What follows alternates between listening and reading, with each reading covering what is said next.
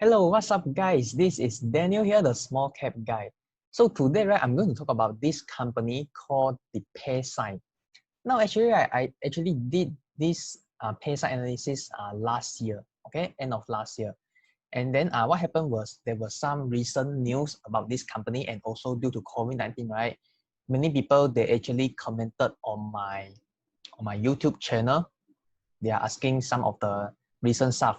So instead of replying everybody, right, I might as well I just do this new analysis, okay, to show you guys what is the recent effect on Paysign, right? But this one, right, this one it is actually just a brief introduction. If you want to see my full analysis on Paysign, please watch the previous video. All right, I will put the link down below.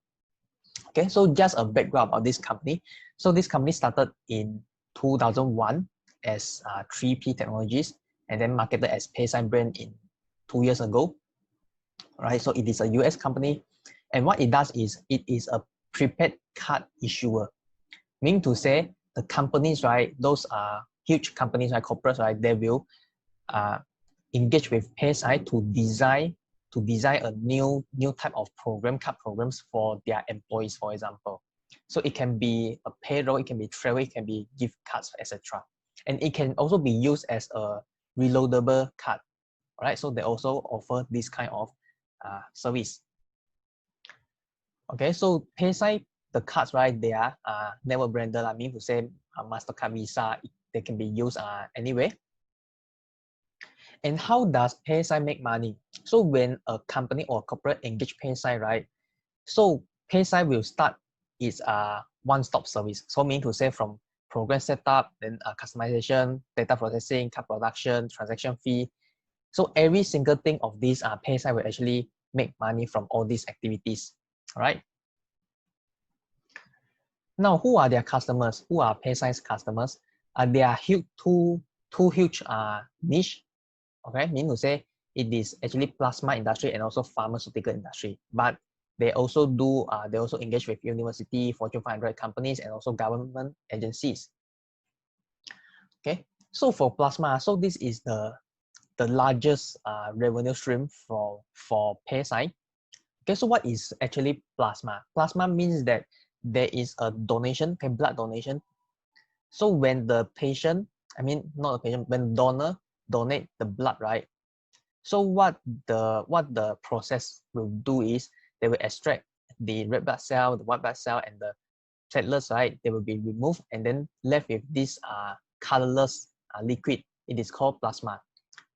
So this plasma, right, it can be used to produce therapies to treat people with rare diseases. So this is what they want.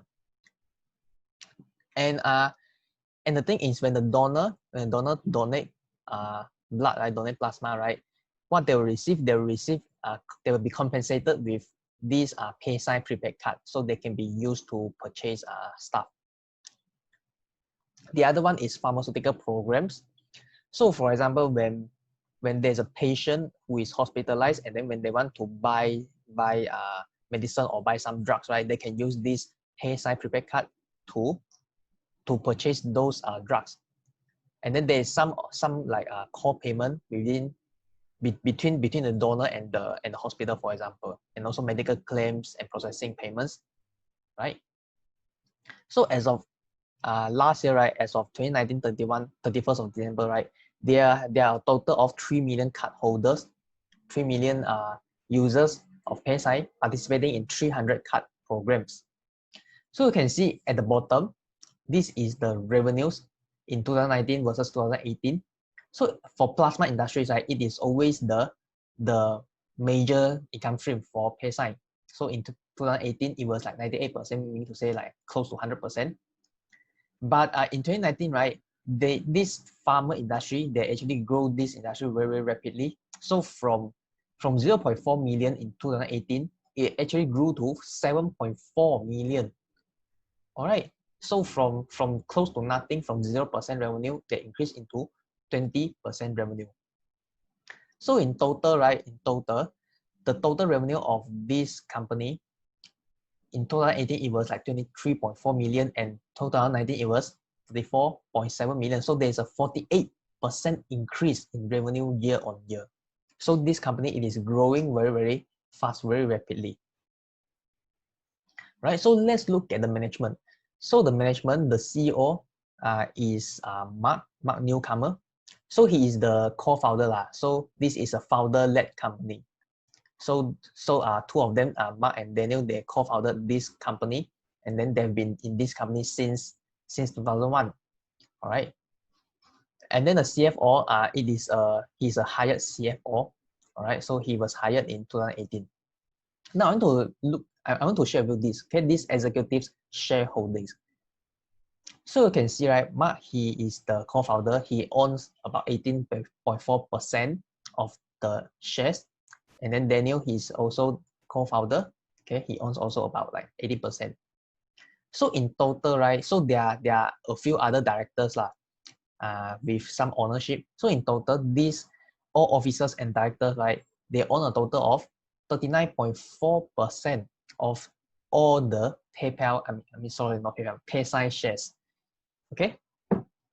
So when the executives, right, when the CEO, CFO, CTO, they own a lot of the company's shares, right, their interest, it is most likely aligned with shareholders. So let's say if we are the shareholders, we want to buy the share, those executives, they also own shares in the company, meaning to say they will make decision based on shareholders' interest. So they won't be thinking like how they can suck the money out from the company, right? So I think this won't happen in this company because it is founder-led. All right. Next, we look at the compensation, right? So the compensation, right, for the CEO, CTO, and CFO, right? So CEO was compensated about $1 million in year 2019. So I think this figure, right, it is very reasonable. It's very reasonable and it is justifiable with the business performance. So they make a good net income, net profit, and then they take a certain part of it. So it is totally fine. Okay, so we will move on to financials. So financials, right, you can look at firstly the revenue from 2010 to 2019, right? So the last part, it is TTM. TTM meaning to say the last 12 months. All right, so this TTM includes the COVID-19 data. So you can see, right, the revenue, it is increasing very, very steadily over the years. And in fact, right, their revenue increased like much higher. The percentage increase, it is much higher in the past 2 years. All right. And then the gross margin, it is also increasing and stay at about 50%. So this is a very good figure. And earnings per share. All right. So initially it had like, it was inconsistent initially for the past few years. And then there was like even 1 year with negative earnings. But after that, right, from 2016, it has been growing very rapidly since then. Okay, so it is a consistent uptrend. And you can see, right, for this last row, right, this last row, it includes the COVID-19 data. But you can see, right, during COVID-19, their revenue increased even more. Their earnings per share also increased as compared to pre-COVID-19. All right. Now the next thing is number of shares. So number of shares, it is this one. So you can see it is always increasing year over year. So this is not surprising for a small cap company because they always need to raise capital and they always need to grow their company. So right now it is not an issue for a small company like this. And then the next one, we will be looking at operating cash flow. So the trend, right, it follows the earnings per share. You know, it has been increasing. And then, right, for the recent quarters, it has a drop. It had a drop. The reason is because, right, I went to check on the cash flow statement, and I saw that there's a decrease in change in customer card funding. All right, so there is a drop in the operating cash flow. But overall, right, the free cash flow, it is still positive. So when the free cash flow, it is positive, there is not much worry about the company. All right. And then you will notice that this company, it doesn't pay out dividends at all because it is a small company, they need to retain the earnings to grow the company further. So they don't intend to give out money as dividends. Next, we look at the profitability of the company. So first one, we will look at net margin. So as you can see, right, the net margin, it was not very consistent for the previous few years, but since 2016 onwards, it has been quite consistent. But 2019, it actually jacked up to over 20%. Now, when the net margin it is at about 10%, right? It is already very decent. But since last year, they have been increased to 20%. So this is absolutely amazing for this company. It is highly profitable company. All right.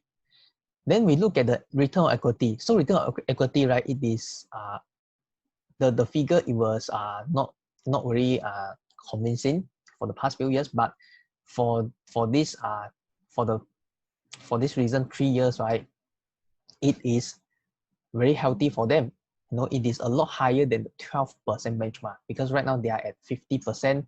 It is a lot higher than the 12% benchmark, and it is very profitable, I would say. Next, we look at the interest coverage. The interest coverage and debt to equity, they are kind of related. And dash, right? Dash mean to say there is no debt. Okay, there is no long-term debt in this company, and it is very good. They won't go into bankruptcy. Even though they don't make any money. All right, so that is the beauty of no debt. All right, then we look at current ratio. Okay, so for current ratio, it is at about 1.35 for latest quarter. It is slightly less than the benchmark of 1.5. But given the fact that for the previous data, and also all these other data, they are so convincing. For this current ratio, there is a small flaw, but it doesn't matter. So as overall, this company, it is still a strong company, right? So I will move on. Okay, let me move on. So I want to talk about this recent impact on the Paysign due to the lawsuits. So a little bit of the background. So Paysign, right, the company actually delayed their 2019 whole year earnings call, right, twice. Okay, both in the end of March. Okay, and because of this, right, also related issues, right, there are 3 lawsuits filed against Paysign over the security laws violation. Mean to say, right, the company has failed to disclose material facts regarding internal control over financial reporting and financial statements. Okay, so this is what I've gotten from their reports. Okay, and then, right, I actually went to look at the transcript. Okay, earnings call transcript. Okay, and then the executives that said that we take this very seriously and have taken immediate steps to remediate the identified weakness. Okay, so they recognize that they have this flaw in their company, and then they actually hired like additional auditors or whoever to make it okay, to fix the problem.